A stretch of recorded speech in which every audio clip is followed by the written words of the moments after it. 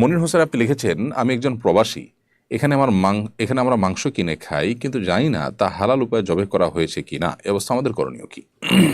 ভাই মনির হোসেন, আমি জানি না আপনি কোন দেশে আছেন। পৃথিবীর বিভিন্ন দেশে আমরা জানি হালাল সার্টিফিকেশন সিস্টেম রয়েছে। সেখানে কোনো গোশত হালাল উপায়ে যদি জবে করা হয়ে থাকে তাহলে সেটার উপরে হালাল সার্টিফিকেশন সিল লেগে থাকে সাধারণত।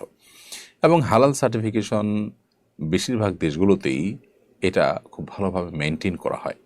আমার দেশের মতো যা হালাল নয় সেটাকে হালাল লিখে দেওয়া, নামকাওয়াস্তে হালাল সার্টিফিকেট দিয়ে দেওয়া, এ ধরনের জিনিসপত্র বা এই ধরনের কাজকাম তারা সাধারণত করেন না। তারা চেষ্টা করেন সচরাচর যেটা লিখবেন সেটা যেন বাস্তবসম্মত হয় সেটিকে মেনটেন করতে।